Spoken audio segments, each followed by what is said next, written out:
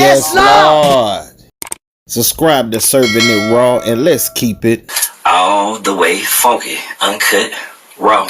CIRV'N IT RAW, just like my boy Gutter Kane. Yes, Lord. You know, tapped into CIRV'N IT RAW podcast. I'm your host, Gutter Kane, the Gutter Man, the Pirates High Chef. Mm-hmm. You know what I'm saying? I got a special guest in here. You know, he's back again. I'm back. You know what I'm saying? I'm back finally.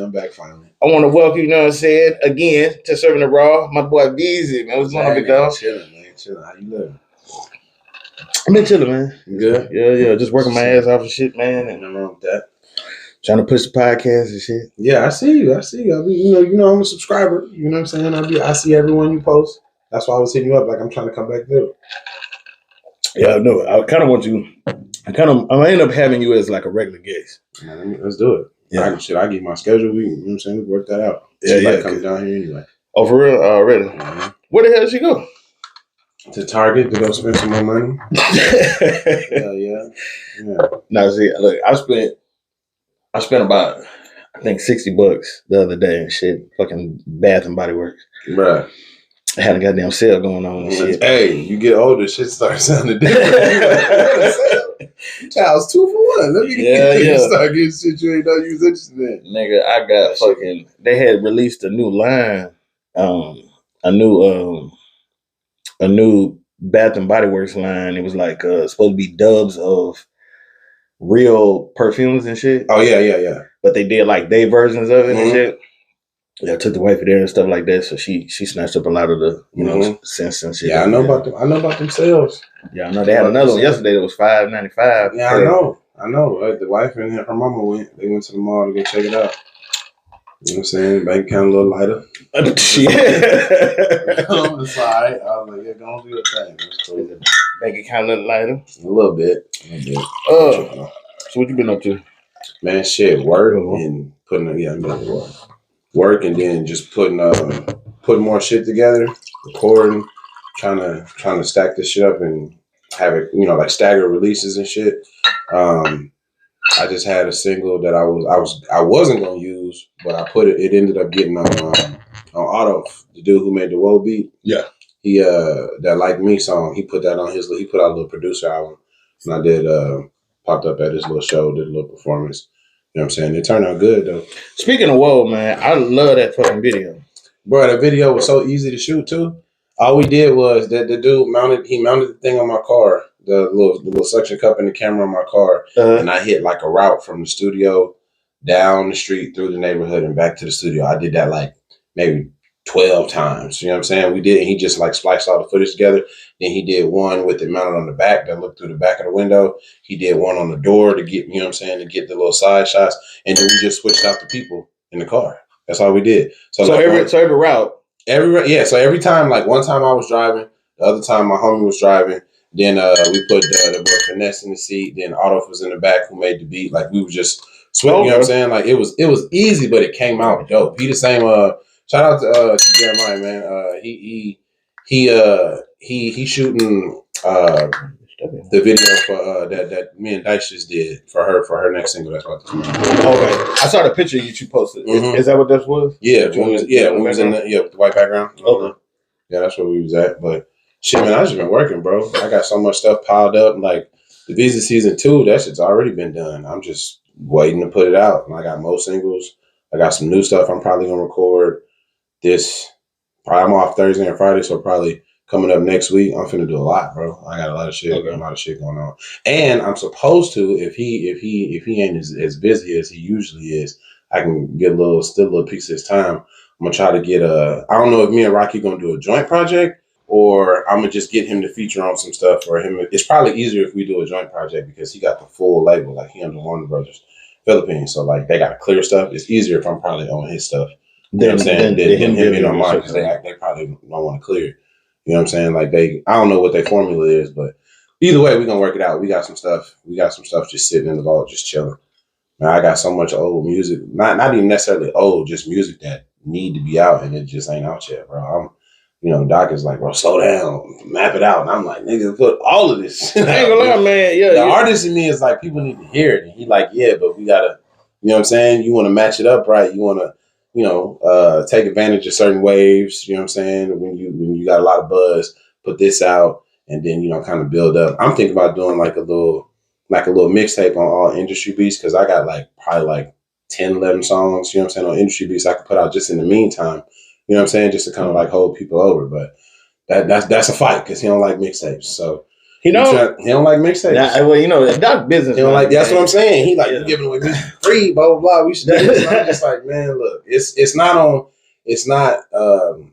original beats. You know what I'm saying? So it's just to garner buzz and attention, especially if we can shoot some visuals to them, or some little small, little quick visuals, little one takes. I think it'll be good. It'll be cool, but we'll figure it out. I know you're gonna work something out. Shout out to Doc, man. Yeah, shout out to Doc, man. He's making it happen. Doc, his birthday was just 2 days ago. Yeah, mm-hmm. I hit him up and shit.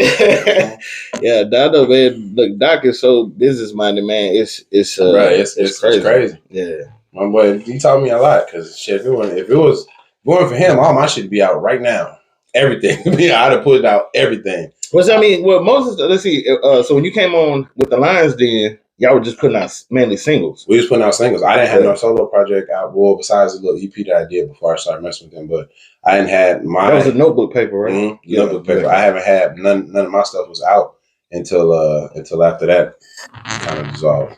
Okay, and so now you have notebook paper and you have VEEZY Season 1, and then 2 is done. I'm just waiting for we get a release date, really. Yeah. You know okay. Yeah. I would have did the same thing. Doc said I would have had. He break it up because I was gonna put it all out on one, and he was like, "Nah, we should separate it." So probably sometime in the summer that one's gonna come out. Yeah. You want to separate it only because people got low attention spans now, man. You know what I'm saying? So you can't give them 12 track, 13 track albums, especially when you're not as known. You know what I'm saying? When you're trying to still build yours, people ain't gonna listen to no new nigga for 13 songs. Nah, you know what I'm saying? They're not gonna. They don't know who that is. You know what I'm saying? You got to catch their attention quick. Something that Jinx had told me was your songs need to start fast. You can't have no 15, 20 second, intro with the beat. You want the hook to drop in immediately, to grab people's attention because they got so many options now. It's not like you bought a CD and you just finna listen to these 16. Nah, they got Apple Music, Spotify, whatever. They can just click past your shit, just keep going. If it don't grab attention in the first couple seconds, ain't nobody gonna hear it. You know what I'm saying? So you definitely want to make sure that you can grab some attention. I'm learning. I'm trying to kind of put my songs like that because I'm writing 2-3 verses now. It's shit. I might do 2. You know what I mean? With how music is now, you can't have no. You start getting dangerous. Your song 3.5 minutes, 4 minutes long. You want your shit to be 2 and some change. You know what I'm saying? That's just quick enough to listen to without skipping. Yeah. You know what I mean? You can only put out them long songs when you got a fan base, you know what I'm saying? A large fan base of people that's gonna fuck with you no matter what. They're gonna listen to it. I'm still trying to build that. It's getting there, but I'm still trying to build it. I do got some people who be like, man, I like this song and this song 4 minutes, you know what I'm saying? But I need more of them people to be able to do that on the regular.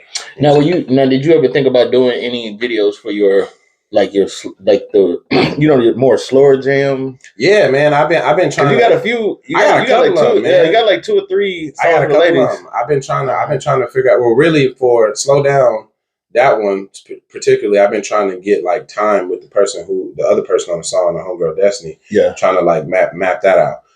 Me and Dice got one that's gonna be on the next one. Me and her we got a whole. That's gonna be a cinematic thing. It's gonna be a whole little mini movie type shit. So we're gonna do that.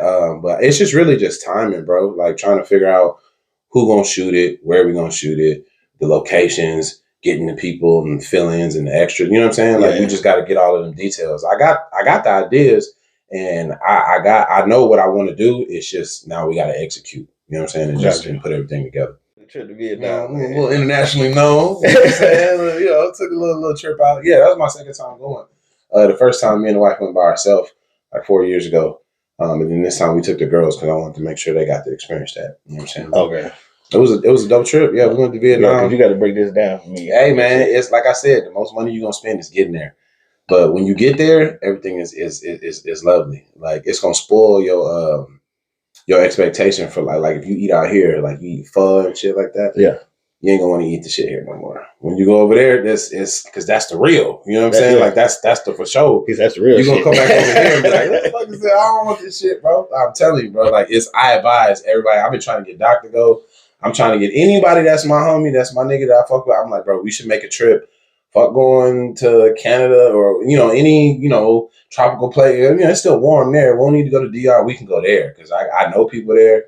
I got a spot there because the mother-in-law, she got a house out there. So, like, you ain't got to get no hotel. Like, I got all the little plugs over there for everything. You know what I'm saying? I got all the plugs for everything. I know, but look, you had one dude on there had like all kind of different. The liquor? Yeah. I brought some of it back.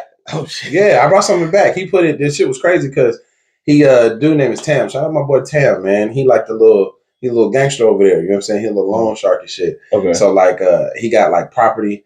He got, like, that's where I caught the fish at. Where I caught that big-ass catfish. Oh, yeah. That's why. I got that video, too. Yeah, I'm going to insert some of this video. On his property, he got, like, a couple acres. He got, a whole bunch of fruit trees. He got a little pond. He got everything back there. He brewed, you know what I'm saying? He make his own At first, I thought you were talking about that little lady on the street that had the food. Oh, the little fish right there? Yeah, the fish, and it was jumping out the... jumping out shit. That was a little market street. That was like kind of like a big-ass flea market. But that was dope, too. Okay. You get a lot of stuff over there, you know what I'm saying? But... Back to Tam. Yeah, Tam is the homie, bro. Like, he told me, because last time I came out there, they had made me some banana whiskey. It was like a big-ass bottle. And I couldn't finish that shit when I was over there. He was like, take it with you. And I'm like, how the fuck am I going to get this shit through customs? So this time, he was like, man, you got to take your stuff with you. You know what I'm saying? Like, you should take it back to the States. And I'm like, bro, I can't get that back through customs. He was like, oh, I'll pack your bag. I'll do it for you. I'm like, all right. Fast forward, I get back home. I'm pulling my shit out the bag. I'm like, where my shirt feel like this? Nigga, I'm unwrapping shirts. He didn't put the shit in water bottles. He didn't put, like, I got, like, no bullshit, probably like 30 water bottles taped up at the top. Nigga, he didn't put the whiskey in all the water bottles. So I got, and then I didn't even know. My nigga. So I'm just traveling with shit. I didn't even know. I get home, I'm like, what the fuck? That boy say he flying dirty. He was like, you know what I'm saying? Because he don't speak English. So, he texted through the little messenger and, like, translating. He's like, did everything make it? And I'm like, because I saw it before I opened my bag. And I'm like, yeah, we here. Like, what you mean? Did everything make it? Like, 2 days later, you know what I'm saying? I'm pulling all my stuff out, or like a day later, pulling all my stuff out. And I'm like, this nigga done sent me, bro, like 30 bottles, 30 little water bottles of fucking the banana whiskey. And that's your fire, too. I gave you some people I work with and shit. Everybody like, where can you get more? And I'm like, nigga, I can't. That's overseas. You either got to come with me or I got to place an order. You know what I'm saying? Like, it's a lot. That boy say he the new Frank Lucas, goddamn. For real. It was dope, though, man. I encourage everybody to, not even necessarily Vietnam, just to get out the country and just see other shit. You know what I'm saying? See how other societies live. You know what I'm saying? How they maneuver and shit. It's like, it's eye opening. It makes you appreciate the shit that you have here. When you see the shit that they don't have. Like, bro, I didn't watch TV the whole time I was there. I ain't turn on the TV or nothing. Like, not one time. Don't nobody got TVs and shit in there. I mean, they do have TVs, but they don't be on. They just have them just to have them. We was out doing stuff. We was outside cooking and shit. Like, it make you, like, appreciate a whole bunch of stuff that you just take for granted. You know what I'm saying? Like, spending time with your family, just chilling, you know what I'm saying? Enjoying the sun and the weather. Like, it's little things that you miss out on that being over there make you be like, damn, this is nice. You know what I'm saying? Like, certain spots might have Wi-Fi, certain spots might not. But either way, you were still enjoying your time. You know what I'm saying? Wasn't nobody, like, fiending to check their phone. Nobody was trying to watch fucking Real Housewives of insert city name here. You know what I'm saying? Like, it was, everybody was just chilling. It was a nice time. I definitely encourage anybody to go. Now, how much was the tickets, if you don't mind me asking? Since it was our tickets was like, it was 9 something round trip for me and the wife, like 9, and then I think the kids was like, you had to pay the taxes on the kids, not the full ticket. You just had to pay the taxes. So it's probably like a little over 2 bands for the round trip for all 4 of us, for me, the wife, and both the girls, you know what I'm saying, to go there and back. So, about 2 bands, and then I spent like about $700 over there. So, you know what I'm saying? So 3,000? About 3,000, you know what I'm saying? And I mean, that ain't bad. That's what I'm saying. That ain't too bad, because I mean, most places you go, 3 bands was just gonna be the airfare. You know what I'm saying? Just to get there and back. Because I'm like, nigga, if I fly to New York right now, you know what I'm saying, and go, like, I can get tickets for about the same as going to Vietnam. And it's like, bro, why not go out the, you know what I'm saying, go out the country? That makes a lot more sense. But because I think that's what me and Kilo paid to go to went to Trinidad. Yeah, we paid a little, almost. It was almost like 4,000. It was like $3,000 just for the tickets. Just for the tickets, yeah. Yeah. So I'm saying, did y'all have I got a hotel or yeah, we got a hotel. We stayed in the Hyatt. Okay, the Hyatt Regency and shit. But it was crazy over there because like look, so we we landed that motherfucker right. Okay, this is where I fucked up. Okay, I'm gonna tell you where I fucked up. Okay, look. So what I fucked up was I didn't realize the heat difference. Okay, the weather difference. You came from here? Yeah. Oh hell yeah. So look, so I fly. So we flew from here to Chicago no first. Pants, no hoodie on, no shit like that. I had a jacket on, but look. So yeah, when I we flew from here to Chicago. Okay, we get the shot. Now Chicago, Chicago was cold. You know what I'm saying? Mm-hmm. So I'm like, all right, we good. Okay. You flew what? Chicago O'Hare? Yeah. Yeah. Okay. Then we went from O'Hare to goddamn Miami. Okay. Right. Now Miami was a little, the South. You know what I'm saying? So I was used to the South. I'm from Louisiana. Different. Though. Yeah. And you from Texas, so we already kind of know how it is. That heat different. Yeah, but the heat is a little different. It's close to the equator, boy. That's So I was like, okay, I'm not bad. Humid. While I was like, I wasn't that bad. For the time, because we went in April. Once we landed, as soon as you got in that tunnel, boy, nigga, that heat hit my ass, nigga. I started sweating. That shit different. I'm telling you, that humidity ain't no joke, bro. I took that fucking jacket off, nigga. I was like, oh hell no, this ain't work. Took that shit off, nigga. Go through customs and shit, and then we get to the little spot where you about to walk out, right? And so the main security dude at the customs, He could tell, what he was talking to American, right? So he says, hey, I'm gonna tell you right now, he said, when you walk out, he was like, you're gonna have people with the suit to take you. Yeah, the drivers. The drivers, yeah. He was like, those are legit drivers. Yeah. He was like, now the other ones over the barrier, they still drive, but you're like, proceed with caution. Yeah, that's what he said. He said, he's like, proceed with caution. And that's literally when I started. That's when how you were talking about. We seen shit differently because it's like once we got to the Hyatt, it's all nice and shit. You know what I'm saying? Yeah, but so getting there. Yeah, but getting there and you start seeing looking out the window and shit. You start being like, oh, okay, this is they got ghetto, bruh. That's what I be telling niggas here. I was like, bro, take the worst, most hoodest, most downtrodden area. You know what I'm saying? You think you from the hood, nigga? Go over there, bro. And the thing is, them niggas don't even know that that's ghetto. No, that's just how they live. That's just regular. Kids, motherfucker, run around, nigga, barefoot. That's just regular to them. And I'm like, my nigga, you ghetto, but you got government assistance, you got food stamps, you got all type of shit, nigga. You got a car. Yeah, these niggas don't got none of that, and they ain't frowned once. You know what I'm saying? They just chilling like. I try to tell people like, man, rats and shit, man. Look, them is something. You think you gangster, nigga? Till you go out of town, go somewhere that's considered third world and look at they shit, nigga. Yeah, I guarantee you gonna be like, never mind, this is cool. Yeah. I'll take this all day, every day. That's when I started having respect. That's what I'm saying. That shit make you look at shit different, bro. Like going over there, you start seeing shit, and I'm like, damn, like. The nigga don't go to school. He 8? Why he ain't going to school? Oh, he got to make money for his family. Like, damn, nigga, he 8 and he got to come out here and sell fucking lottery tickets to make money for the fam. He can't even go to school. Like, you think your shit is hard until you see some shit like that. You know what I'm saying? Like, a nigga was blind walking out there selling lottery tickets. I'm like, how you know what money niggas give you? You blind. Niggas stay out there every day. Nigga with the stick walking up some hear some shit. He come on with the lottery tickets. I'm like, bro, that's real hustling right there. You think you getting it, nigga. This nigga can't see shit. And he walking up and down this shit every morning, nigga. Like clockwork. You see him. Damn. You think your shit is bad, nigga. Go somewhere else and see how they live. Now that road you was on, that strip that had the lady that was selling like the different foods and shit, and the fish like jumped out that motherfucker. Mm-hmm. That was fish that jumped out there. Yeah. Okay.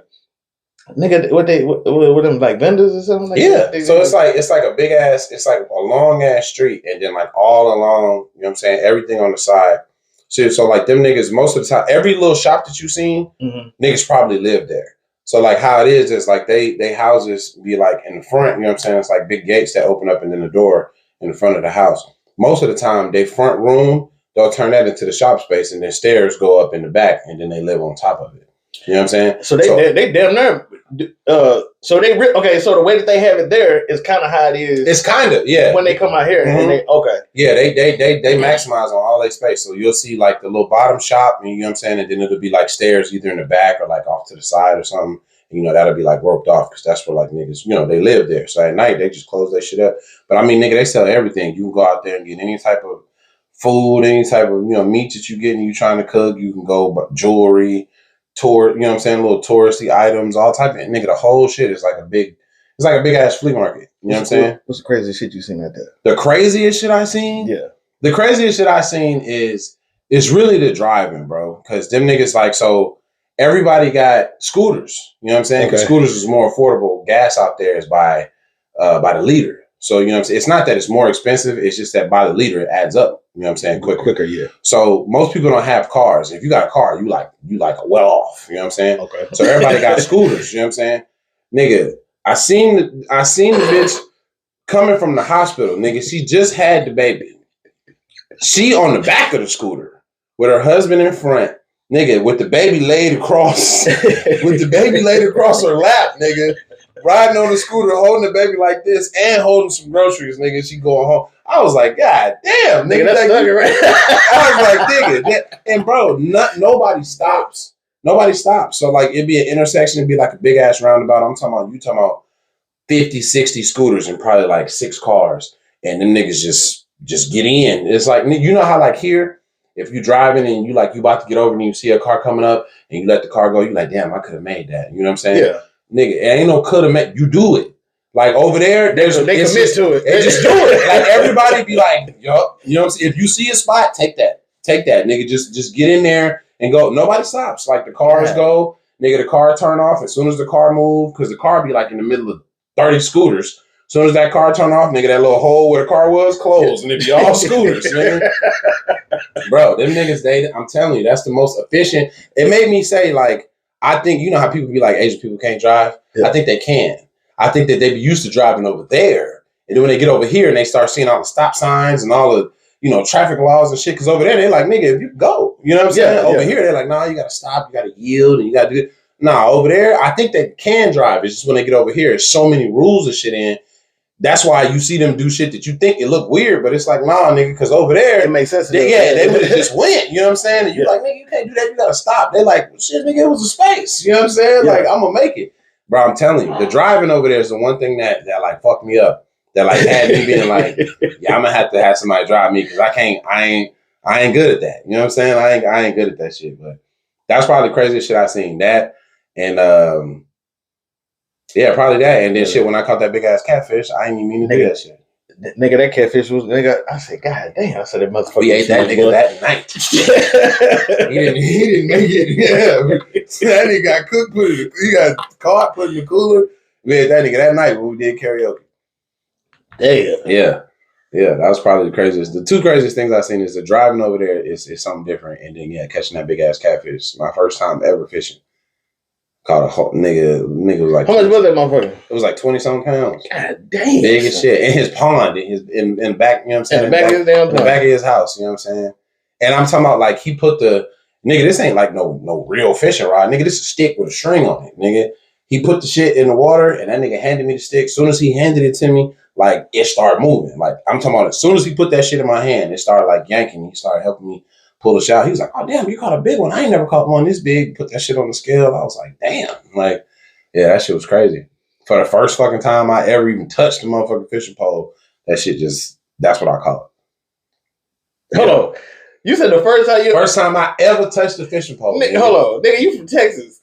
First time. Nigga, I done been out fishing with people, but I ain't never, you know never fished in San Antonio? I done been, you know what I'm saying? We go to Corpus and shit, you know what I'm saying? People be fishing down there off the dock. But I ain't never did nothing. I don't know the first thing about none of that shit, bro. That nigga literally handed me the stick as soon as I touched it, nigga. That shit came, you know, it was I was like, hey, is it supposed to be doing this? And he was like, oh shit, you caught something. You pull it up, that nigga was pulling the line out the water. Motherfucker came out, was big as hell, bro. Yeah, first time.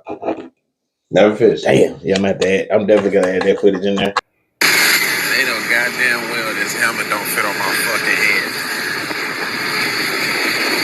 Got everybody looking at me like I'm fucking crazy. This shit ain't funny. Got the duck just out, filleted, nigga. Roast and shit.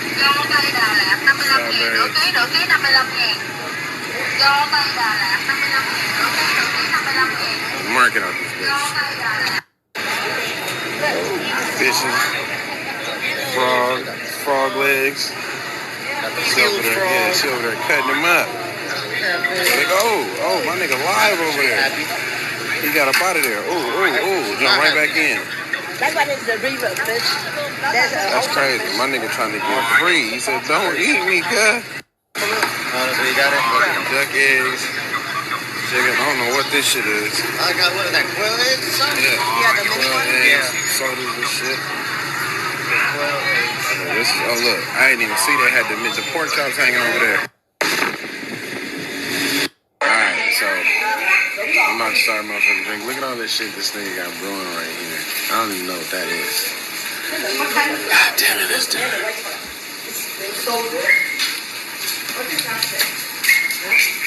That was alright there. Alright, so we got banana whiskey. It's these two. I don't remember which one is that one. That's the weed, the marijuana. This the ginger one. This one's actually pretty good. I forget what he said that was, but we got all type of liquors. Oh, and them over there, them still brewing. He ain't even got those out yet. Just the mastermind right here. He got all the stuff. All right. Come on. All right.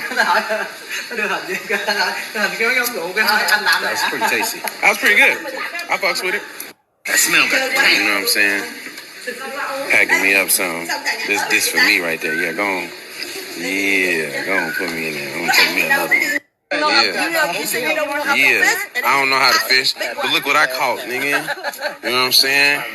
All I did was drop it in there. You know what I'm saying? What y'all know about Countryman Vic? You feel me?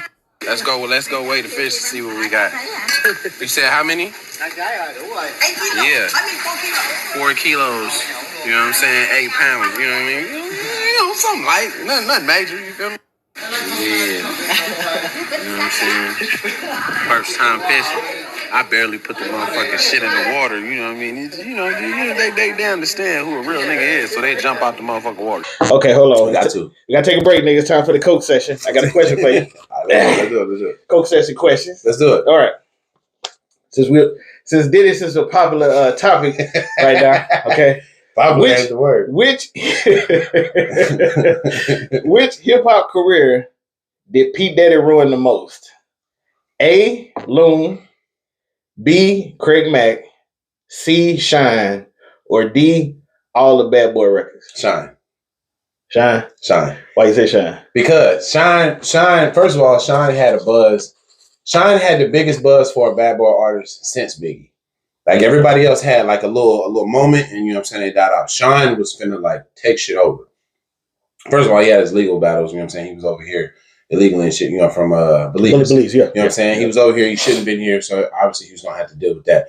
But he was huge. You know what I'm saying? He had a very unique voice. And he was talking that shit. You know what I'm saying? He was about the shit that he was on. Yeah, he was just on that coke shit. Yeah, he was on that shit. Yeah. And I think that, in my opinion, I think that he pledged a lot of allegiance and his loyalties to Diddy, and it didn't pay off. Okay. You know what I'm saying? I think that he did everything that you were supposed to do as a nigga who come from that type of situation. You seeing the nigga, you know, putting you on and putting you in front of all of these people and giving you all these opportunities. And Diddy was like, nope, nigga, turned his back on him and just left the nigga. Yeah. You know what I'm saying? Yeah. And it was just like, basically, I mean, I ain't gonna say he snitched on him, but I was like, nigga, you didn't say he didn't do it neither. That nigga shot somebody in the club for you. Yeah. You know what I'm saying? Like, well, shot in the air. Allegedly. You know what I'm saying? Like, allegedly shot in the air. That nigga did what he did for you. Yeah, you know what I'm saying? To keep you good. Yeah. The least you could have did was, you know what I'm saying, was at least look out for him. And it's like, okay, cool. Maybe you don't want to go to jail. You know, it's like, nigga, you shot the gun or whatever. But he didn't even look out for him. Like, he didn't help him in none of his I think processes. He separated his... he pulled away because he was trying to win the case. Yeah, he separated. You know what I'm saying? So he tried to... And I was like, that's fucked up. It's one thing to be like, nigga, you shot the gun. You going to have to take that. But to just completely pull away, like, he didn't help this nigga in his extradition going back to... He didn't do nothing. Like you said, he just completely pulled away. Yeah. I feel like Shine would have had a very big impact on hip hop, bigger than what he had, because it was so limited. You know what I'm saying? He probably would have had a bigger impact if he got to be in it longer. Because even when he tried to come back, like, it just didn't sound the same. He lost his voice and shit because that's not the shit that he was on. He was on some other shit, and then he was back in his home country. He picked up the accent again. Like it didn't sound the same. Like, bro, that Bad Boy shit had the streets on fire. Yeah. You know what I'm saying? With the Barrington Levy doing this shit. Oh yeah, that shit was hard, bro. Like his first album was fire, nigga. Oh yeah, that shit was fire. You can't deny that. That's actually Kilo. That's actually Kilo. One of Kilo's favorite albums. That's one of my favorite. The Godfather Buried Alive or the Shine. The Shine. The Shine. Yeah. I mean, Godfather Buried Alive. I fuck with that too. Yeah, I fuck with that Shine was like that was like. It was like polarizing. You know what I'm saying? Like when that shit came out, because everybody was like, "You sound like Biggie." I never thought he sounded like Biggie. No, he never sounded like Biggie. He just had a unique voice. Yeah, he had a unique voice, and that was the first time somebody had heard some shit like that since somebody like Biggie. Yeah, you know what I'm saying? Because usually you find unique voices and they be like higher pitched. His shit was lower. To me, Gorilla Black sound like Biggie. Gorilla Black sound like just like Biggie. Yeah, he sounded just like Biggie. To me, he just wasn't as good. No, but he definitely definitely sounded like Biggie. And it was weird because he was on the West Coast, but I never confused Shine. Fuck no. Yeah, I never listened to anything Shine did. It was like, is that Biggie? Yeah, I never. You know what I'm saying? Like, when I heard Gorilla Black for the first time, I was like, nigga, did they like sample some shit? You know what I'm saying? Like, they spliced this? How did this? When he dropped the Compton? Yeah. When he dropped the Compton, bro, this shit can't be. This is somebody else. Yeah. But yeah, Shine never sounded like Biggie. He had a very unique sound. And he was authentic in the shit that he was saying. Yeah. He would have probably took over and had a nice little a longer run than what he did have. Yeah, and that nigga could tell stories too, man. He could tell stories. Like when he did that song, The Hit. Yeah, nigga, bro, that's like, my shit, bro. Yeah, and he was like, I got the revolver, and he had the guns cocking, bro. And he was like, that the revolver shit was hard, like perfect. I don't think people understand the artistry. You know what I'm saying? The shit that he was doing at that time, like he was doing shit that I ain't gonna say it was ahead of his time. But it was damn good for the time period that it was in. What's that, 99? Yeah, probably like 99, 2000, like right around there. He was doing shit that was just, it sounded different, and it was grabbing people's attention. It's just he didn't have the support. Like if he would have came out with that same shit under a different label, and minus all of that shit that happened at that club, he would have been around for so much longer. Yeah, in my opinion. I'm with you on that one. Yeah, and that Commission song is definitely underrated. That's one of his tightest songs. That's probably his hardest song. The Commission? Yeah. That's probably his hardest song, bro. That's probably his hardest song. Besides that one, and then the song called Shine on the Godfather Buried Alive. That was one of my favorite shits too. Well, he had the girl singing the hook, but that was my shit. Well, my opinion is I think Diddy ruined all of them. Look, Diddy is good for capitalizing on the moment. Yeah, but the only why I say I think he ruined all the Bad Boy artists is because they don't do nothing. Yeah, they've never been able to go on outside of him. I mean, shit. If you Jock, Gorilla Zoe, G-Dep, Craig Mack, I think if the Locks wouldn't have left, they would have been stuck in that purgatory too. Yeah. And I think that's one of the people who realized like we can't do this. You know what I'm saying? Like I think they started to see the pattern. Because remember, what was it on what radio station was they arguing on? With that I thought it was. I don't know if it was Hot 97. I thought it was Hot 97 when he called. And, you know what I'm saying? They was arguing with him on there. Yeah. Because I'm like, he just seemed like that type. Like, put it like this. And that's what really started the Free the Locks campaign. Yeah. Put it like this: if Diddy came in and was like, "Nigga, I want to sign you right now," I'm good. I'll pass. You know what I'm saying? Like, because I'm like, if you interested in me, that means somebody else heard me too. You know what I'm saying? If it got to you, somebody else heard. I'm cool because I just don't appreciate his business practices. Okay. Like it don't seem like it's gonna be advantageous for the artist because Young Jock ain't made no music since he came off Bad Boy. Like none of them, all of them people who had, and he dealt with some talented people. None of them do anything. They just fall off the face of the earth. And I feel like I don't know if it's contractual or I don't know what it is, but it don't seem like there's an advantage besides the publicity you get when you're actively signed with him. Yeah, but I don't think that should equate to dollars. You know what I'm saying? I think it's just they just put you out there, and then once you're not hot no more, your funding falls off, and all of a sudden now you're like, oh yeah, he released, we not fucking with him. It's like, damn, nigga, you didn't even like. How many albums did Craig Mack have? What, 2 maybe? Yeah, but the first one was the one that you the first year, right? Yeah. That was the one that I know of that was like his. That was hot. Yeah, you know what I'm saying? G-Dep was hot for a little minute. You know what I'm saying? He had what was the shit? The special delivery to take this money. He had that shit. Yeah. And then after that, he fell off. Loon. Yeah. Hot for a little minute. You know what I'm saying? Black Rob had Whoa. Black Rob had Whoa. Yeah. First album was actually pretty good. Yeah. Fell off. You know what I'm saying? Like the band, Day 26. And it became all of these niggas was not, they were talented people. Yeah. It's just that I just felt like they went the wrong direction because of the way he was pushing them. You know what I'm saying? I'm good. And MGK too. Yeah, I forgot about that nigga. This nigga didn't. I mean, look, he just. That's why I started laughing when you said Young Jock, because I'd be like, nigga, do they get crazy after a while? That's what I'm saying. It's like everybody came with the he came with the bob, with the press to the side. Like, what is you doing? Like, I know where you from. Yeah, he came with the pink on and shit. Man, look. Yeah. I mean, shit. The only person who successfully made it out, but even though he doesn't really do music, he's still successful in a different way, is Mace. You know what I'm saying? Yeah. Like, he's the only one that got away from him and still is some type of, because, you know, he do the it is what it is with camera. Yeah. You know what I'm saying? That's like his childhood friend and shit. But everything else was like, you fuck around and forget that Loon was hot for, you know what I'm saying, for a nice little minute. Like, certain people probably don't even remember that nigga. I always felt like when Diddy lost somebody, he went and tried to get somebody that was similar. Mm-hmm. That's why I feel like a lot of people say Sean sound like Biggie, because like Biggie died and then he had Sean. He tried to find something unique. Yeah. So it's like when Mace was there and then Mace left. He got Loon. You know what I'm saying? like an 85% copy. You know what I'm saying? Like you know, when Jeezy didn't work out with the whole the Boys in the Hood, then Young Jock came out. Yeah, and he had Jock. And they had Gorilla Zoe. Yeah, and they had Gorilla Zoe. So I just felt like he tries to find out. Zoe replaced Jeezy and Boys in the Hood. Mm-hmm. A lot of motherfuckers don't know that. Yeah. But yeah, he replaced him because he had Jeezy, and Jeezy was like, "Nah, I'm cool." Because that's when they was pushing the Bad Boy South. You know what I'm saying? He was trying to get Jeezy. He was trying to get smart. He was like, "Nah, I'm cool. Yeah, I'm good." Hey, that says a lot. You know what I'm saying? For somebody with that buzz, as hungry as he was at that time, was like, "Nah, I'm cool. I put out this little joint project, but after that, solo, I'm out." You know what I'm saying? Like, fuck that. I don't blame him. I would do the same shit. Well, shit, since we talking about hip hop and shit, you know, well, we always talking about hip hop, of course. But what do you think about the current state of hip hop? You know, since you done dropped VEEZY SZN, man, I think you running into.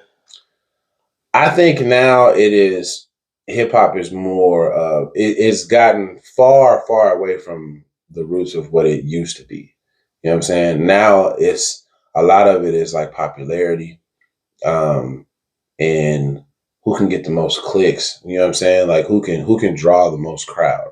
It used to not be about how many people knew you. It used to be about what the shit that you were saying. You know what I'm saying? Like there was people who was respected but didn't have the big following. But when you talk to the people who fuck with them, they was like, "Oh no, he the truth." Now it's like if you don't have 1 million followers on social media, or if your video didn't do this, or if you don't have a feature with this person, it's almost like you discredited. You know what I'm saying? Like it's a lot of people that's hard, but they don't get the shine that they should because they don't have the social media presence that the public would like to see. You know what I'm saying? It's just it's a lot of side picking. It's a lot of favorites. I mean, the average hip hop fan right now is, what would you say the age of the average hip hop fan is right now? In 20s, early 20s, probably early 20s. You know what I'm saying? Most of them don't know the full history of hip hop. Most of them haven't heard a lot of, you know what I'm saying, the people who, you know, who put the shit in motion for it to get where it is now. The internet was a great tool, but it was also a great detriment. You know what I'm saying? Okay. Like it put a lot of people in position, and it showed you a whole, you know, why it cast a wide net to show you everything that was out there and available that you probably wouldn't have come in contact with, being in whatever region that you're in. Yeah. But it also allowed for you to put a lot of bullshit in there too. I mean, there's people that you can't call somebody one of the best of all time and he got one album. You know what I'm saying? Like you ain't, what you mean? You ain't even got a body of work that lines up like that. Or like you was hot for the summer. You know what I'm saying? Like that don't count. Like I know motherfuckers who got catalogs of shit they've been hot this whole time, but they might not necessarily been as popular. Like I was arguing with my friend the other day. It was like, how much of an impact do you think somebody like the Baby has in hip hop? I don't think it has that much. He doesn't have that much. No, he don't. He sold a shit ton of records. He made a shitload of money. He was hot for a nice little period. And I fuck with the Baby. Yeah. But it's like for overall impact on hip hop, that's a blip when you look back over the whole course of it. Like you're gonna have to cut in, zoom, and be like, oh, okay. There's certain people that's gonna pop off the page. He ain't gonna pop off the page. Not like that, in my opinion. The only thing that makes to me what makes the Baby kind of stand out is the fact that like when he did like his music videos, he was able to kind of stand out from his music videos gave me like Busta Rhymes vibes. Yeah. Busta Rhymes was in Missy vibes. Like they came with the cold visuals. Yeah. You know what I'm saying? They were very creative with their visuals. I definitely give him kudos for that because he brought back originality in visuals. It wasn't just niggas standing outside on Chargers and Hellcats holding pistols. You know what I'm saying? Like it wasn't just that. Like he started bringing creativity to it, and I appreciate that because I feel like that's what you need as far as hip hop is expression. Nowadays, in order to blow up, you don't necessarily have to make a good song. You got to have a good quote in there. If you got a good quotable, something that can get punched out and put on TikTok, you know what I'm saying, for 20 seconds, 30 seconds, motherfuckers will know that and don't even know the rest of your song. They'll know that and don't even know who you are. They won't even know the name. They'd be like, oh yeah, the so-and-so guy. You know what I'm saying? Because he says this. It's plenty of people like it's a dude, I don't even know what his name is. Just to further prove my point, he had a little snippet on TikTok. He was like, "She gonna be okay. It's gonna all go away when she gets some dick." I don't know what his name is, but that little snippet of the song, everybody knew that because they was using that as a sound on TikTok. Okay. So Bossman D-Lo did that same type of thing. He had like some quotables. That's all. Whole song, in some people's opinion, might have been garbage, but that quotable, that's what you can use. You know what I'm saying? And that'll blow you up. That'll get you in today's world. That'll get you shows. Gotcha. Which is since you said, I don't know if I did top 5 when you was here. We did. You did. We did top 5. What top 5 did you put? I think I put. I don't remember the order. Okay. But I did. I know I had Crit in my top 5 because I fuck with Crit. I think it was Crit. Well, let's see. Okay, who's your top 5 now? Let me see if it might have now. Changed. Yeah, let's see. You might have to go back and clip the other one and see. You know, flashback. I got Nas. Okay. Wayne. Nas, Wayne, Kanye. Who was my other one? It was Crit. I remember man. I remember, man. I do. I forgot the last person. Bro, that's what I'm saying. I forgot the last. Nas, Wayne, Kanye, Crit. Now, who was the last person I thought in there? Oh, and Jay. Nas, Wayne, Kanye, Jay, and Crit. Yeah. Oh, that's right. Yeah, that's right. Yeah. Nas, Wayne, Kanye, Jay. If we could do top 10. And my honorable mention is Sahai. Oh, yep, Sahai. We were talking about that. I felt like he was underrated. End of flashback. Yeah, let's just see what all right, so my top 5 now. I read no order. Okay, no order. I got you. I really fuck with Crit. Okay. I'm gonna throw Kanye in there. Okay. I'm gonna probably throw Cole and Kendrick in there. So Kanye, Crit, Cole, and Kendrick, and then I'm gonna do an unconventional top 5 because I feel like when you say like Jay-Z and Nas, like everybody knows that. You know what I'm saying? Okay, so like, cause he's not active right now. Okay, all right. So let me change it. So we're gonna change it. So when I interviewed Mitchie, I asked Mitchie. I said, "Hey, what's your top 5?" He was like, "Nigga, you got to change that." He was like, "Because you got talking about active niggas." Because what the thing? He was because you got your top 5 of all times, which is like it may be like for instance, like Rakim is a top 5 for me all time. For sure. But you talking about right now? I don't ride around listening to Rakim, right? No. And that's so that top 5 is different. You know what I'm saying? So like if you ask me my top 5, which is crazy because my top 5 is also different than my top 10. But I got my top 5 of all times, which would be Rakim, Nas, all right, Scarface. I ain't mad at that. Tupac, okay, and then Rock Marciano. You like Rock that much? Hell yeah. Okay. Hell yeah. Ain't nothing wrong with that. Just, that's not common for a top 5. That's okay. So that's my all time. Okay. Now, my top 5 current favorite, like the ones I listen to right now that you catch me, okay? Yes. Rock Marcy's still in that one. Okay. Because I bump him now. Okay. Obviously. All right. Yeah. But it would be like Boosie. Okay. Okay. I can see that. Conway, the Machine. Conway the Machine. So you like Benny too? Yeah. Okay. Yeah. But you fuck with Conway more. They real similar. Yeah, they real similar. Lyrical wise, they both neck and neck. they neck and neck. I ain't gonna lie. Yeah. It's just what's separating? I think I've had a more in-depth conversation with Conway than I have with when I met Benny. Okay. So when I talked to Benny, I got some nuggets from Benny. That's personal preference. But I got a little bit more when I talked to Conway. That's personal preference. Yeah. Okay. So but I could put both of them up there together, and I wouldn't be mad at all. All right. So wait, Rakim, Nas. No. That was my time. No. Now we'll go back. So Boosie, Conway, Rock, Rock, yeah, Bodie James, okay, and then YG. Okay, all right, I ain't mad at that. So for right now, yeah, I'm gonna fuck some people up just because I'm a real Texas nigga at heart. I really fuck with Sauce Walker, bro. I fuck with Sauce Walker. I fuck with Sauce, bro. I fuck with Sauce. I fuck with Crit. Crit is like one of the people that I relate to the most.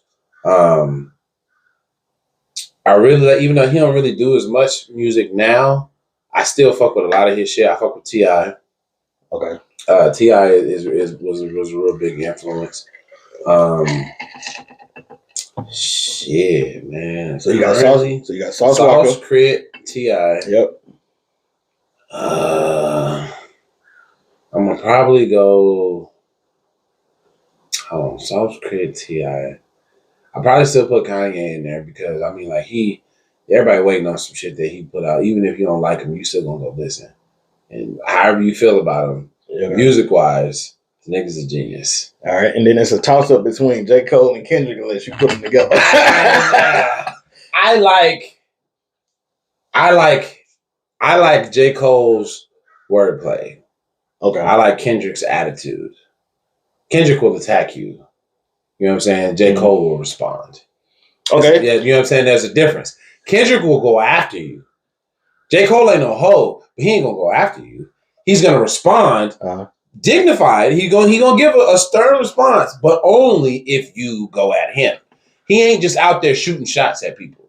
You know what I'm saying? Yeah. Like he's gonna respond if woken up, but he just kind of chilling. But I fuck with both of them. It's hard for me to say who's better because I feel like they're both in that same arena. You know what I'm saying? Like they both cold with their lyrics. They both can do stories.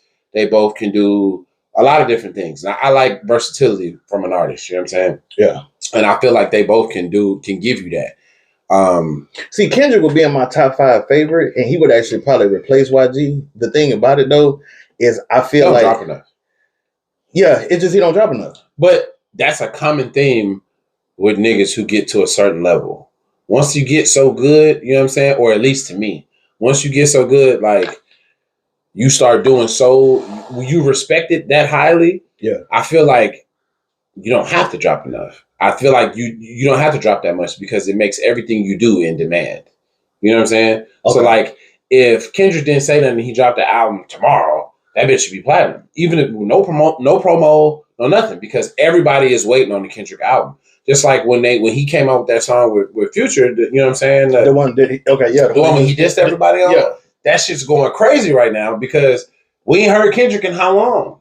You know what I'm saying? Since that Morale, Mr. Morale and the you know what I'm saying? The Big Steppers. Yeah. you ain't heard him in that long, so it's just like I know he cold, I know he can do it, but the nigga, and it's like that's not to say that he ain't making music, but like what gets put out. So if something like that get put out, then it's like everybody floods to it, and that brings back everybody feelings. Like, I told y'all K-Dot was the best, and then a week later, a couple days later, Cole dropped his. Now you got everybody debating. I personally think these niggas did it on purpose. I think that they did it on purpose because I think they can't have one without the other. I think they got some shit going on. I think they got some shit going on too. You can't do one without the other. Yeah. Because if I come out and I'm Kendrick and I do that, Soon as that song drops and everybody hear the line, fuck the big three, nigga, it's just big me. Before nobody dissected it, nobody said what it meant or nothing. He didn't say shit. He ain't said shit since he put out the song. No posts, no appearances, no interviews, no nothing. Everybody immediately was like, oh, he dissing Drake and J. Cole. Yeah. He could have not been. We don't know that. But that's what everybody assumed, which prompts now everybody to turn their attention this way. So, okay, you got all these clicks, these views, these streams, you know what I'm saying, for this song. All right, now we're looking at Cole. Boop, he pop out with the 7-minute shit. Yeah. Everybody's dissecting that. Which I feel like was just too goddamn long for that response. I don't think it was too long. I think it was more of a classic response because that was his song. You know what I'm saying? Like nowadays, and today, and back when niggas was like rapping for real, when it was like real hip hop, you don't diss a nigga on a feature. You diss a nigga on your song. You know what I'm saying? Like you make, and that's no diss because that's a new formula. But it used to be if you dissed a nigga, there was like when Nas and Jay-Z was beefing, them niggas did whole songs, 2-3 verses a piece, dissing each other. You knew exactly who that was for. Yeah. There was no metaphors no subliminals, or it could be this way, it could be that. You knew that Nas was talking about Jay-Z. Yeah. You knew that Jay-Z was talking about Nas. You knew these two niggas was beefing. Yeah. You know what I'm saying? Whether it be lyrically or whatever it was. Them two niggas it was obvious. Now, you got people on the internet deciphering, breaking down fucking Kendrick's verse, and could he mean this, and could he mean... You don't know that. You know what I'm saying? That's your perspective of it. He ain't said shit. He ain't said a motherfucking thing. He ain't did an interview, an appearance. He ain't performed the song nowhere. Nothing. He just put the verse out there and was like, because he knows, in my opinion, I think he's looking at it like this. The world gonna do with it what they're gonna do with it. I know that they're gonna hype this shit up. Mm-hmm. I feel like he probably came to Cole and was like, hey, I'm finna put this out. This is gonna set you up to drop your new shit. And then, all right, when I respond, that's going to set you up to drop your new shit. Bet money both of them niggas have albums within the next 10 months.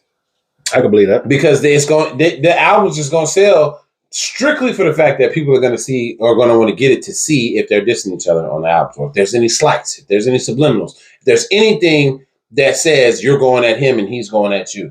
They both going to drop an album soon. It's genius marketing, in my opinion.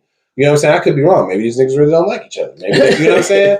Maybe they really like, nah, nigga, I'm better than you. And I'm pretty sure it is some friendly competition going on in there because I'm super competitive. You know what I'm saying? I mean, rap was built on It's built on competition. That's what you're supposed to do. Yeah. That's why, like, it always kills me when people be like, if you go and poll the top 5 point guards in the NBA, right? Okay. Whoever you deem those top 5 to be, you separate them and you interview each one. And you ask each one of these niggas, the top 5, you know what I'm saying? These top point guards in the NBA. You ask them who the best point guard is. Who do you think they're going to say? They're going to say themselves. They're going to say themselves. Yeah. They're not nobody, exactly. That's what they're supposed to do. I don't necessarily think that that's beef, nigga. It's not like, I'm not tripping. It's just like, nigga, I do this too. You know what I'm saying? Yeah. Like, yeah, you good. I fuck with your shit. You know what I'm saying? Good enough to respect you to be on your song. To be on your same level, but if you asking me who's better, I'm not gonna be like, yeah, I think I'm number 2. Like, no, nigga, if you asking me, I'm gonna tell you that I'm the best nigga out here. Because what else am I supposed to say? You know what I'm saying? And I think now in social media, the way things get taken and how they get blown up and out of proportion, because you got somebody making a whole post over here and then somebody posting a video over here. None of this is coming from the source. This is all coming from what people think and what they're deeming is quote unquote the truth or how they feel. And it might not necessarily be the truth. It's just that's what's out there.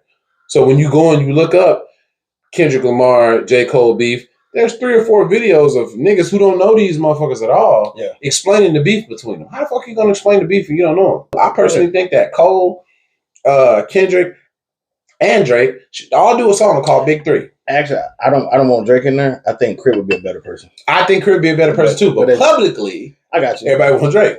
Yeah. I mean, publicly, it wouldn't be a bad thing for Drake to be in there, obviously, because he's. I think all 3 of them niggas, whoever the quote unquote Big 3 is, the niggas should do a song called Big 3. Yeah. Everybody's verse should be talking shit. You know what I'm saying about why they that nigga. Number 1, the song will go crazy. Yeah. Everybody would be listening to it. Then you're gonna have niggas at barbershops and cookouts and shit arguing about who had the best verse on Big 3. That shines light on every person. You know what I'm saying? That shines light on every person. You're going to have some people that swear up and down that Drake had the hardest verse. That Cole had the hardest verse. That Kendrick had. That's the point of it. It's all subjective. It's all opinion. That's why I like music. You can't definitively say that this artist is better than this artist because number one, those are two different artists. Mm-hmm. They do shit differently, and it's all about opinion. What do you like? Sometimes I feel like listening to Crit. Sometimes I feel like listening to Kendrick. It could be based on mood. It could be based on where you're from.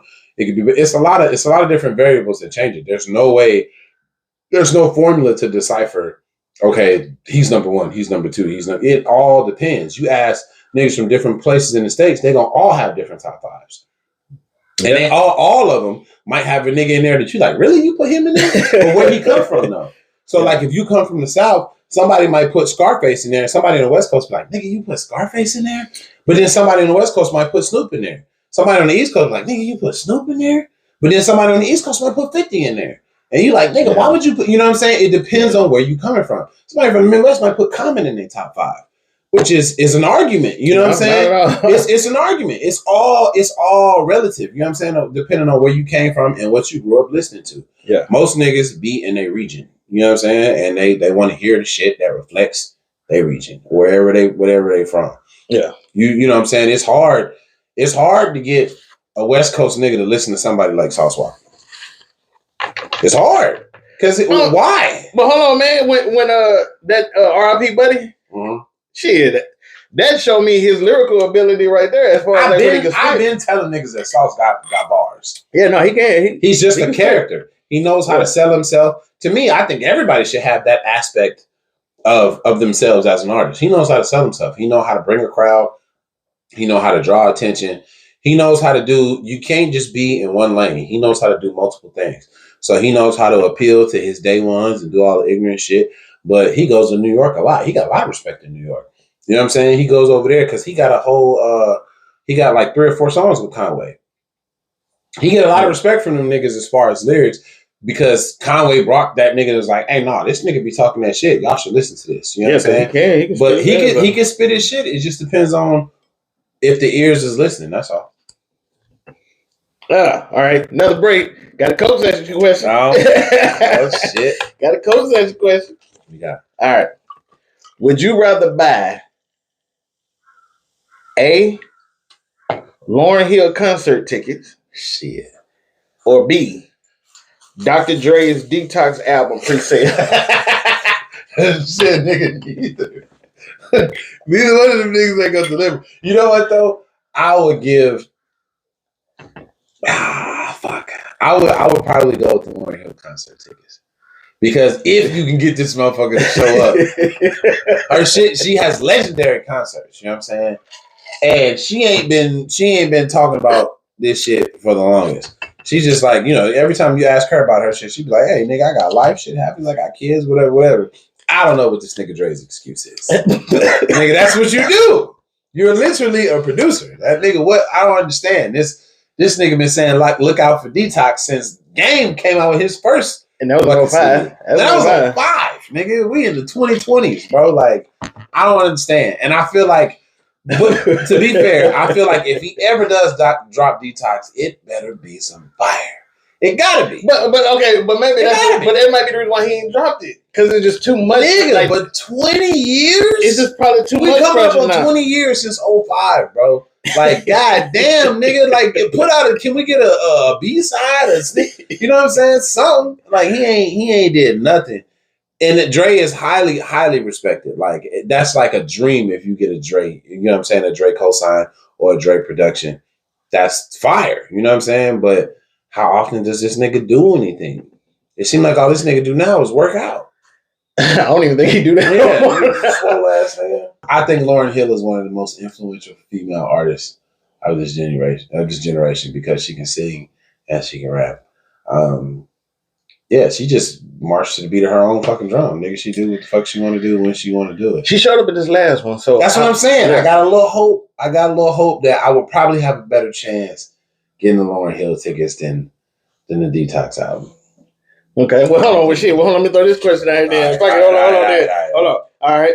Now, would you rather be A, Lil Mama doing a Jay-Z performance, or B, Jay-Z in the elevator with Solange?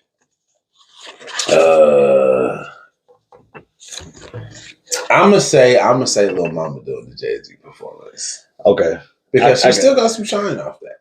Yeah, it wasn't bad. I felt like she ended at the same way. Them niggas was looking at her like, bitch, what is you doing? Well, the world was like, she on stage. You know what I'm saying? Like, at the end of the day, she was on stage with her. Only Jay-Z looked at her like that, though. That's what I'm saying. It's like, if I gotta have one nigga looking at me like, the fuck is you doing? Versus the world knowing that my wife's sister was fucking me up in the elevator. I'll take that. Because I mean, like, nigga, has Lil Mama put out anything since then? No, but I was wondering if do you think the Breakfast Club interview really like when she was crying on there? When she did the cry. Mm-hmm. I mean, put it like this. I feel like she could probably she has enough public attention built up that she can garner. She could probably do a tour right now. You know what I'm saying? She could probably do a tour right now and just do a couple songs. I'd rather have that. Like, I mean, that's not to say that if Jay-Z was to put out a fucking album, he came back and he did a tour. Obviously, he's Jay-Z. He's going to do that. But I feel like he's gotten to a point where, to me, to be honest, I feel like most of Jay-Z's fan base is a lot older now. Yes. Very. Most of his fan base is a lot older now. What do you think, like 40s? Early 40s? Yeah, like late 30s, early 40s. Most of his true fan base, that nigga 20-something ain't listening to Jay-Z. And that's no diss to Jay. It's just how it is. You know what I'm saying? A nigga 20-something ain't like, oh, unless you specifically grew up like a hip-hop head and you appreciate. But the average nigga 20 years old ain't listening to no Jay-Z shit. No, it's probably 4 niggas that's 44 listening to him. You know what I'm saying? Ain't nobody listening to Jay-Z. And like I said, once again, if you ever hear this, this is no diss. It's just facts. Nobody is going back and being like, besides niggas my age or older, it's like, hey, Jay-Z was that nigga. You're right, he was. But in today's world, don't nobody want to hear that. You know what I'm saying? Nobody wants to hear that in today's world. They want to hear Lil Baby. They want to hear a certain type of, you know what I'm saying, a certain type of flow. Jay-Z don't fit that no more. Now, if he puts out an album, it's gonna be successful. Yeah. Just because of his name and the cachet that he has. If he goes on tour, it's gonna be a successful tour just because of the name and the cachet that he has. But he's not gonna be able to garner as much of what I call the internet crowd. Instagram, TikTok, Snapchat. He's not gonna be able to garner as much as that unless he specifically does something with a younger artist. And I feel like that's probably why he hasn't put out something as of late, because I feel like in my opinion, I think he's looking at it like, I'm better than these niggas. I shouldn't have to go get them for me to sell my shit. You know what I'm saying? Like, me? Yeah, they should be coming to me. But nobody's going to Jay-Z. The only people that's going to Jay-Z is you going to him. You're not going to him for a single. You're going to him for something on your album. You know what I'm saying? To put on there to be like, I got a feature with Jay-Z. But 9 out of 10, that's not going to be put out. That's just going to be a song on the album. You know what I'm saying? To say, yeah, I got a feature with Jay-Z. Nobody's going to Jay-Z for a single right now. And the way that his career has evolved, you don't need to. He don't need it. You know what I'm saying? Like, he's good. He don't necessarily need people to do that. But it's a big gap between people who fuck with Jay-Z and the current generation. Why do you feel like rap has an age cap? I personally don't see. You know what? One person I use as an example of I don't think rap has an age cap is 2 Chainz. A lot of niggas don't know that 2 Chainz was signed with DTP when they first when he was Titty Boy. Yeah, when he was still Titty Boy. Yeah. Nobody knew who that nigga was. You know what I'm saying? By the time Duffel Boy Bag hit, nigga, he was like 36. You know what I'm saying? Like, he was already, by the time he got on Mercy, when he did the verse on, you know what I'm saying, on Kanye shit, he sounded with good music, he was down there 40. So it's just like, I don't think that there's necessarily an age cap. The stories are going to be the stories no matter what year you tell them. You know what I'm saying? Like, the experiences are still going to be the same. You can rap whenever, as long as it's marketed the right way and it's put out there the right way, niggas will follow it. You know what I'm saying? But because I interviewed Imani and she actually gave me some insight that I didn't think about. She said that because image plays such a part in hip hop music, nigga, gray hairs and shit don't go over good with the crowd. Yeah, nigga, you need to look a certain way. Yeah. That definitely plays a huge part. The image. Yeah, you know what I'm saying? Because she said like with rock and roll and country, their image is the same, which is the cowboy hat, the boots. That shit don't change. Rock roll had a jacket and shit like that. It don't look right for a 40-year-old nigga to have a bust down watch and a big ass chain on. It's like, nigga, you 40. What the fuck is you doing? You know what I'm saying? But country niggas don't, like you said, to that point, they don't do that. Their shit, it remains the same. Yeah. You, in order to garner that much attention at that age, you had to been doing it before. You know what I'm saying? And then like people had to see you like, nah, he used to be that nigga, and now he this. You can't, in my opinion, it's harder to just come out and be fucking 38, 40 years old now, because niggas is gonna be like, what the fuck is you doing, nigga? You should be raising your grandkids, nigga. What the fuck? You know what I'm saying? Like, why the fuck is you out here talking about you trapping? But it's like, nigga, you don't know what he was doing. You know what I'm saying? Like, that could have been his real shit. That could be authentic as hell. Yeah. It's just, it's definitely a young man's game. They want you to look a certain way. They want to, because most of the crowd that's listening is younger people. So they want motherfuckers to be able to relate to you. They want to see you, and they want the people to see you to think that I could do that shit too, or just to see themselves in that situation. Nigga, you 40, some 20-year-old nigga can't see himself in your situation. You know what I'm saying? Yeah. If you 22, 23, some 19, 20-year-old nigga can see himself in that situation because he in that same age group. You know what I mean? And it's not fair, but it is what it is. That's just how it is right now. It ain't really nothing you can do to get around it. What's your favorite song to perform? My favorite song to perform easily is Hennessy Is My Enemy. Okay. Easily. Once I get through the hook on that one time before the verse even starts, it's already done. Motherfuckers is already singing it. I didn't have to do that shit multiple times. You know what I'm saying? Like, hear it once and be like, oh yeah, can you do it again? Like, yeah, cool, I'll do it. You know what I'm saying? If I do that at any bar, anywhere that serves liquor, if I do that song, it's going up. You know what I'm saying? Like, people fuck with that song. That's easily my favorite song to perform. And second, coming up second is this song called Take a Picture, because that song has a lot of truth to it. You know what I'm saying? And a lot of people feel that song and fuck with that song. But Hennessy Is My Enemy is my favorite song to perform. Everybody, I ain't met a person yet who don't like that song. And I love that song. I ain't met a person yet who don't like that song. Everybody always fucks with it, especially if they see me like full with the shit on gold, and they're like, "Nigga, that's you singing?" Yeah, nigga, that's my song. Yeah, so like, you had a cup of Hennessy and shit. You know what I'm saying? Yeah, bro, I literally perform that with Hennessy on stage. It go crazy every time. Like, it go crazy every time. Like, bartenders love that shit. Club owners, everybody love that shit. Like, especially like we was at Doc's birthday a couple days ago, and this dude Richard Agnew, he was like, bro, these niggas full barking out there, fighting. Okay, now go ahead. Richard Agnew, he was like, man, I heard the song. He was like, I fuck with it just from the little snippets that I heard it, so I downloaded it. And he was like, nigga, I was driving.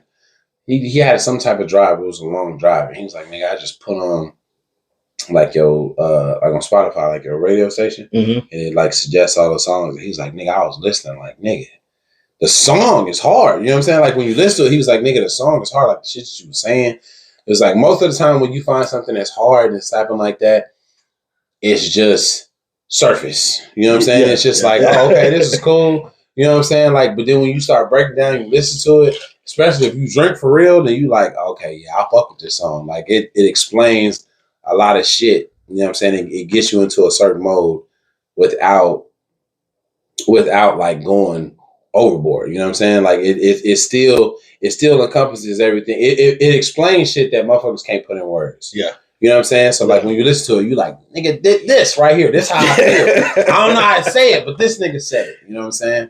That's why I like about it. I can ride around, man, be chilling. You know what I'm saying? That's my shit, bro. That's my shit. That's one of my favorite songs.